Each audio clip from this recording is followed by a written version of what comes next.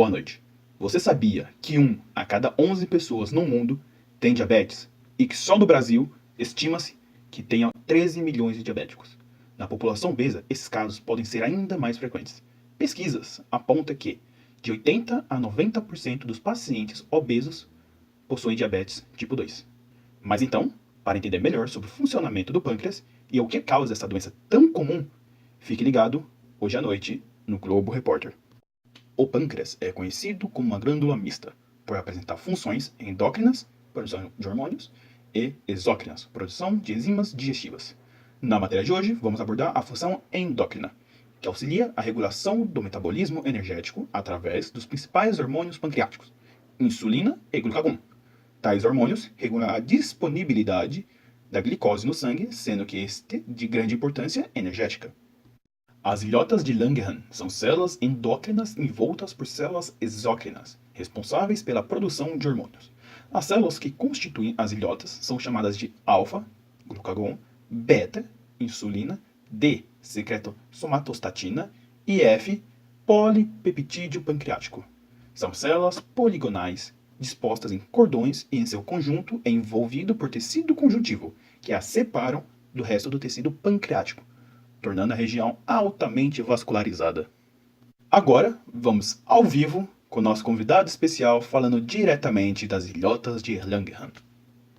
Boa noite, Sérgio. Boa noite, pessoal de casa. Como ele mencionou, eu sou a célula beta e eu tô aqui ao vivo no pâncreas endócrino para contar para vocês o que acontece por aqui. Eu fico localizada na porção central e produzo a insulina, que é um hormônio peptídico formado por duas cadeias de polipeptídeos, uma com 21 e outra com 30 aminoácidos, e ambas são unidas por pontes disulfídicas. Para falar a verdade, eu não vou muito com a cara da senhora glicose, então sempre que a vejo em altas concentrações pela corrente sanguínea, libero a insulina que logo coloca ela para dentro da célula. A insulina também ajuda a juntar o excesso de glicose no fígado e no músculo para formar o glicogênio, aumenta a utilização de aminoácidos na célula e a síntese lipídica.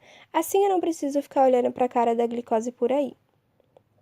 Eu sei que eu sou demais, mas eu vou contar para vocês como é que eu sintetizo a insulina.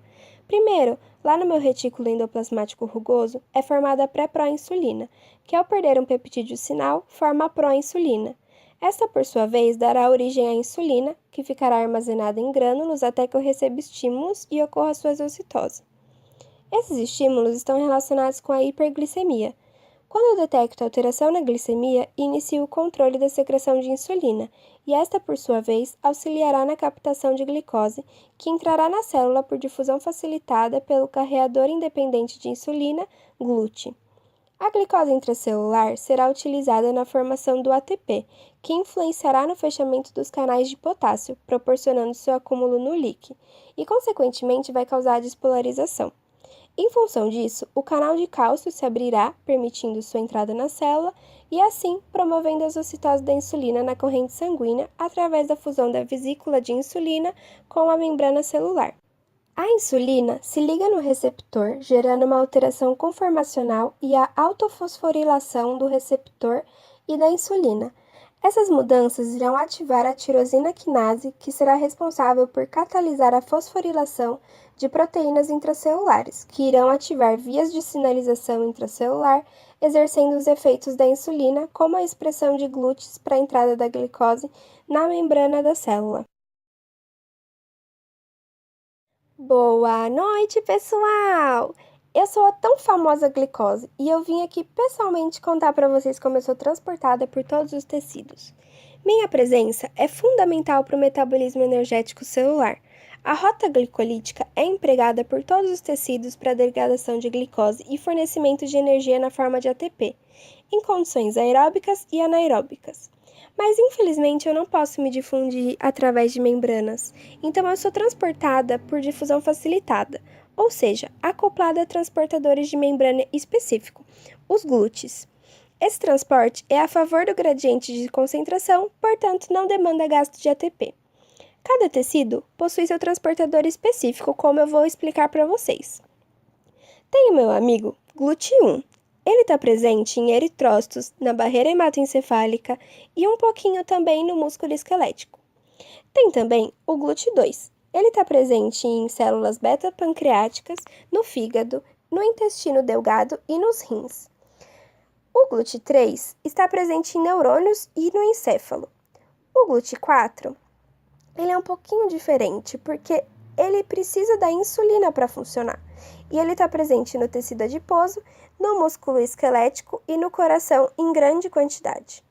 Já o GLUT5, ele está presente na membrana luminal das células intestinais e ele é muito importante para o transporte da minha prima frutose.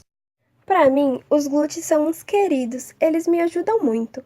Porém, para eu conseguir ser absorvida por células epiteliais como as do intestino delgado e reabsorvida por células dos túbulos renais, tem que ocorrer um processo de transporte acoplado ao íon sódio, o qual promove um transporte contra o gradiente de concentração de glicose e a favor do gradiente de concentração de sódio. Sendo assim, é necessário o gasto de ATP. A proteína transportadora responsável por este SYNPORT é a SGLT. Após este processo, eu me concentro no meio intracelular e depois me difundo para o meio extracelular através da difusão facilitada, de novo com a ajuda dos meus amigos glúteos, que estão presentes na membrana basolateral das enterócitos. E aí, galerinha, tudo bem?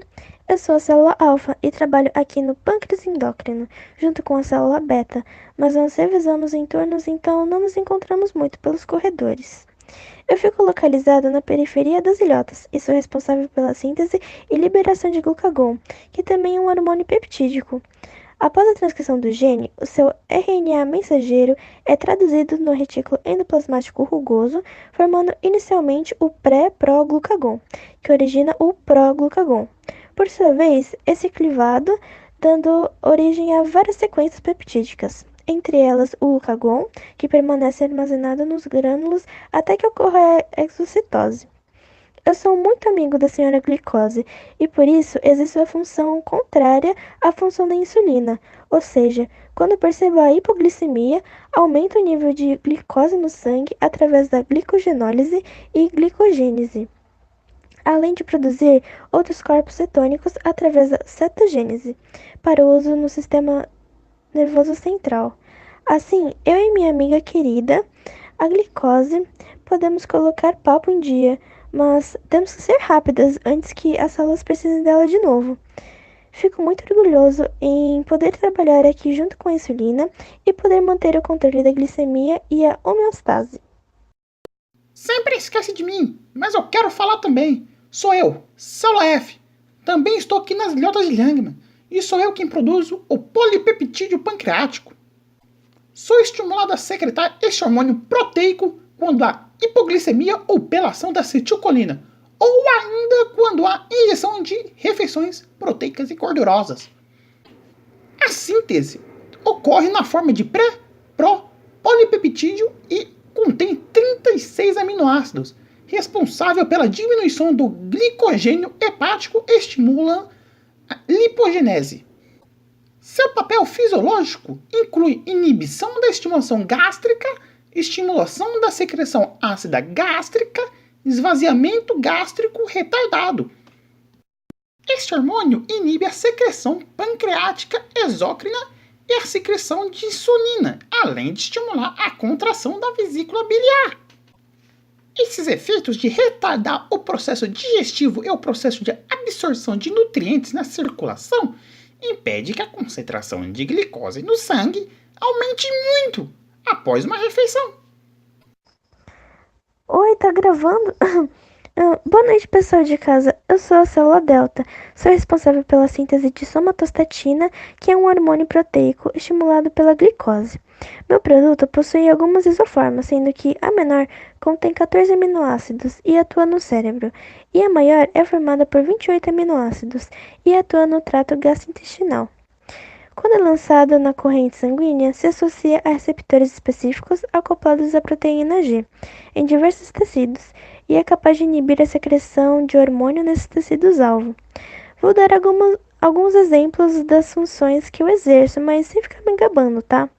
Sou responsável pela inibição da secreção de insulina em glucagon, diminuir a motilidade do estômago, do duodeno e da vesícula biliar e também por diminuir tanto a secreção quanto a absorção pelo trato gastrointestinal. Resumindo, minhas ações resultam em prolongar o período de tempo durante o qual os nutrientes são assimilados pelo sangue, prevenindo uma sobrecarga rápida de nutrientes, além de, no sistema endócrino, inibir o hormônio de crescimento, o hormônio estimulante da tireoide, o TSH, a prolactina, a gastrina e a secretina. Obrigado a todos pelos esclarecimentos. Agora vamos entrevistar a doutora Karen para entendermos quais são os problemas que o desequilíbrio no controle da glicemia podem causar. Boa noite, Sérgio Chaplin.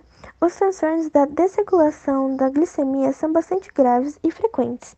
Hoje eu vou explicar para vocês sobre a diabetes mellitus.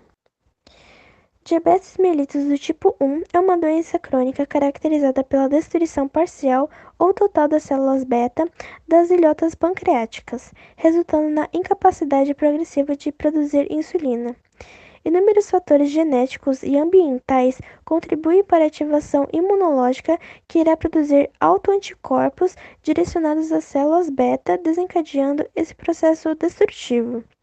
Por causa da diminuição do nível de insulina, o nível de glucagon irá aumentar, causando sintomas característicos, como a hiperglicemia, poliúria, glicosúria, polidipsia, cetose e o desgaste proteico. As consequências dessa doença no organismo são a perda de massa magra, aumento da concentração de corpos cetônicos plasmáticos, aumento da quebra de lipídios e a queda da imunidade.